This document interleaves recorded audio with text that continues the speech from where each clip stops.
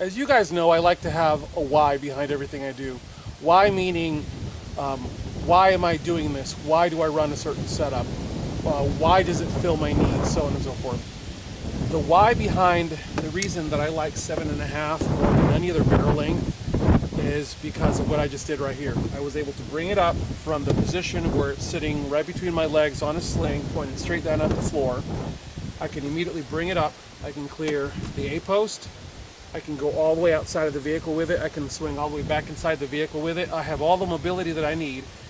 I've done a lot of vehicle training, and I mean a lot of vehicle training. And the one consistent thing that I always found when I was doing these classes was with a 7.5-inch barrel, I was the guy that was getting rounds through the car.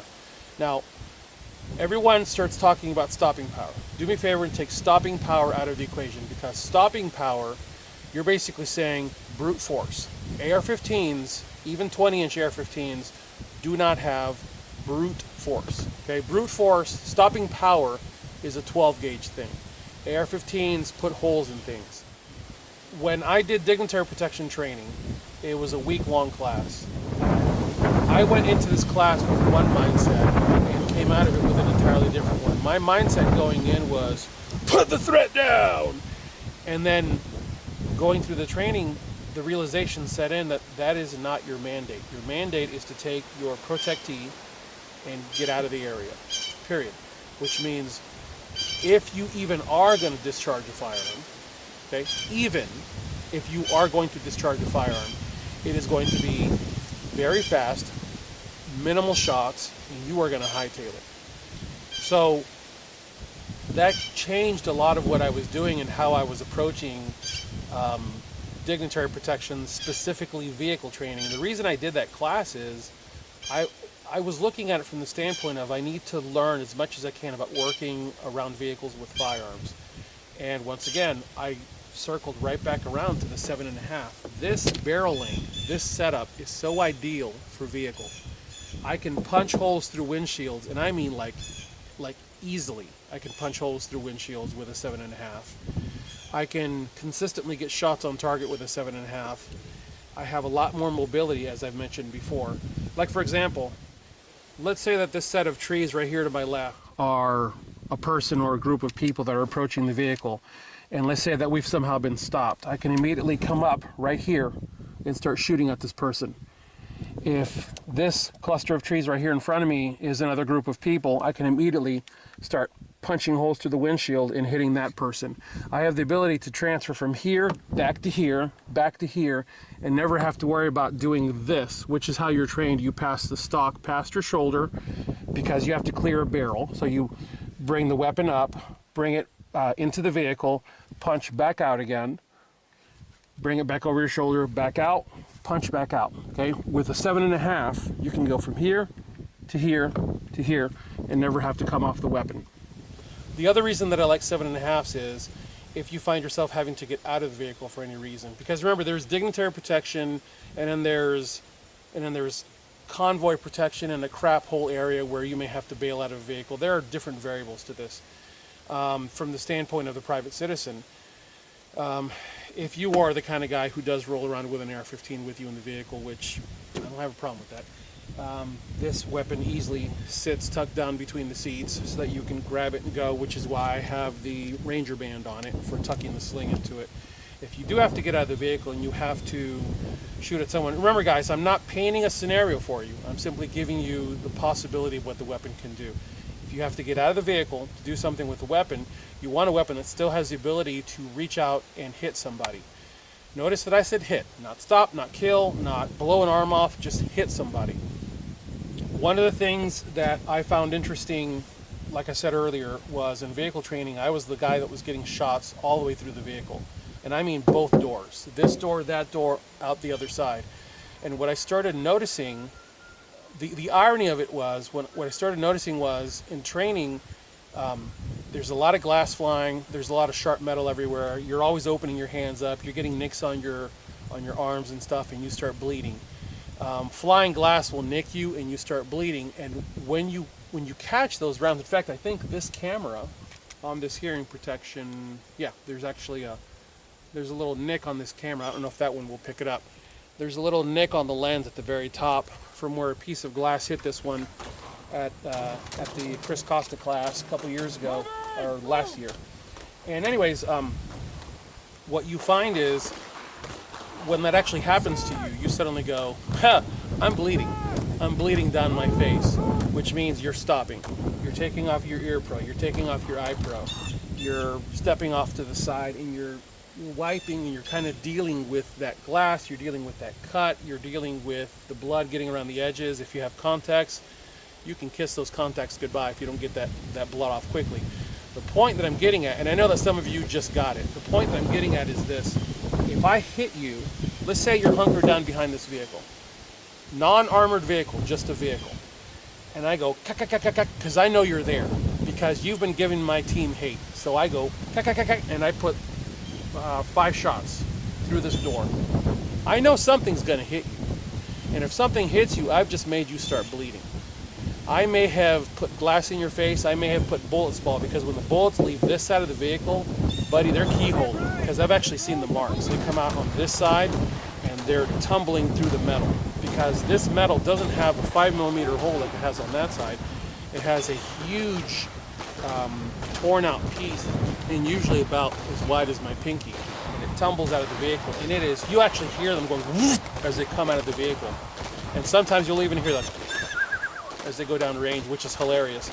And I started making mental note of all this stuff, and I kept thinking, it's interesting that when I shoot my 7.5, the diminished velocity is actually allowing that round to hold together long enough to make it through the vehicle. It also might be that I'm shooting M193. I'm shooting true mil-spec M193, not cheap crap hole ammo, but really good quality mil-spec ammo. Maybe that's helping, I don't know. But what I was finding was my bullets were making through, other guys' bullets were not, and I attribute it to the shorty. And so if we got someone hiding over here and I start peppering them with rounds, am I going to have enough energy to kill them? May or may not. If you open up these areas, yeah, remember, this is a timer, right? Brainstem hits, those are switches. Neck hits around carotid, jugular, those are timers. But what have I just done to that person? That person has to now release this and do this. And they got to start pulling out their med kit, if they have one, to start dealing with an injury. What are they no longer doing? Some of you just said it. They're no longer fighting me. They're no longer fighting you. All firearms need to be looked at as nothing but tools to stop evil. I didn't say kill evil. I said stop evil. And that is, one more time, why I really like the 7.5 around vehicles. Oh, and the other thing is, this setup is very smooth for a reason, because as you come up, you're going to hit steering wheels, you're going to hit different objects in the vehicle. I don't particularly care about the vehicle. If I'm driving a rental vehicle as part of a convoy or a dignitary protection team, I'm not particularly interested in the vehicle. I am particularly interested in getting hung up in the vehicle, which is why I'm running a very slick setup. This is a demo rifle, so if this were a real fighting rifle, I'd definitely have backup sights, front and rear. But I would have a minimal setup if possible. I have the hand stop because I really don't want my hand getting out in front, and on a 7.5, you can get your hand out in front very quickly. But if I am then driven out of this vehicle, and I have to reach out a little further and smack somebody to get them to stop their behavior, I want to have a weapon that's capable of doing that. Okay, now guys, I'm going to be honest with you. Where we're standing right now is roughly 120 from the berm down there. There's a large target that I absolutely know I can hit with this weapon from this distance. There are smaller lollipops on a dueling tree that are 6 inches that, I don't know. I can hit them from a prone position. I know I can. But I can't really hit them from well, I don't know if I can hit them from a standing position. We'll give it a try. The reason that I'm doing this is I wanted to show you guys, like my friend Ross told me many years ago. He said, people are so stuck on MOA. And he says, but they really need to be more interested in MOB. And of course, I was so new to the world of shooting back then. I was like, And Ross allowed a silence. Screw you, Ross. Ross allowed a very long silence in the conversation. He goes, you know what MOB is, right? And I was like, and I go, no. And he goes, minute of body. And I went, oh, nice. But really the point that he's making is, it doesn't matter if it's a 7.5 or whatever. People are focused on, hey, I want minute of angle or minute of action, or whatever MOA stands for. I always forget. And you can see how much I don't care about MOA, because I always seem to forget what it stands for. But minute of body, minute of bad guy. What he's getting at is, if you can smack somebody from this distance, and you can alter their behavior, then you've done your job. You have used your Jedi powers, because that's really what this is. This is Jedi Force. Oh, look at it from that point of view. I'm not trying to kill, I'm trying to alter behavior. So, let's see if I can alter behavior. So, once again, 100, 15, 120 yards, 6-inch lollipops downrange. Let's have a look.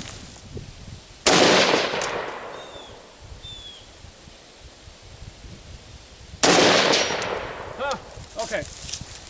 At that point, you just heard the hit. At this point, I should probably just pack it up and go home, because I actually hit the lollipop. I couldn't swing it because the energy from here to there is lost dramatically out of 7.5. But I do want to make the point on the roughly 12-inch target downrange. There you go.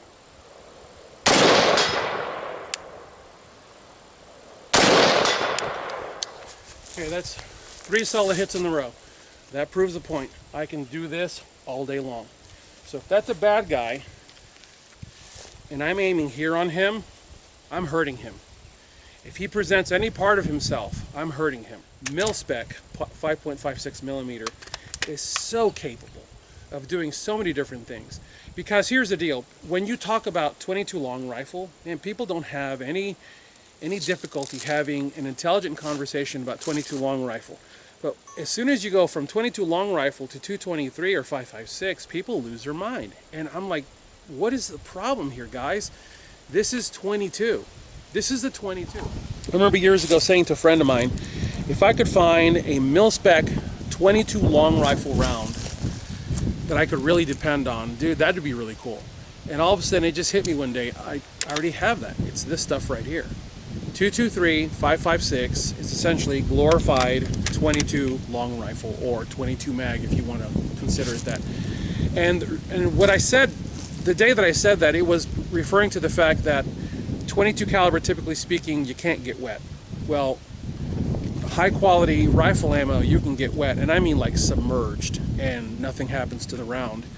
So I'm gonna keep banging this drum just over and over and over, guys. 7.5 is a perfectly viable setup. I make these uppers. I've been making them for years. My stuff runs. When other people's stuff won't run, my stuff will run. Customers, in fact, those of you who are my customers, please chime into this video and just start filling the comments and let people out there understand, let them know that when you buy an upper from Tier 1 Citizen, it runs. It runs, guys. It's warranted for life. It runs. I don't have any fears of my stuff not running, because I run the very setups that I sell to you guys. So if you guys have any questions or comments, let me know. You can either leave them here, or you can shoot me an email on my website. And as always, I thank you guys for watching. God bless you all. Get those guns out in practice. Have a good one. You know what? As we go out, I'm going to freestand. Let me see if I can hit that.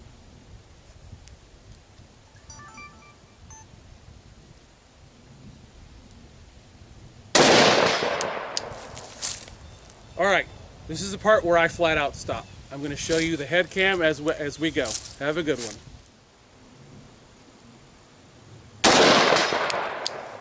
All right, from the trees, this is what I was doing. I honestly don't know which one's which, but 4 hits from those trees way back there. So 100-ish and change out to here with the 7.5. This is roughly a 12-inch gong, because, you know, there's my hand on it. So it's roughly a 12-inch gong from over there.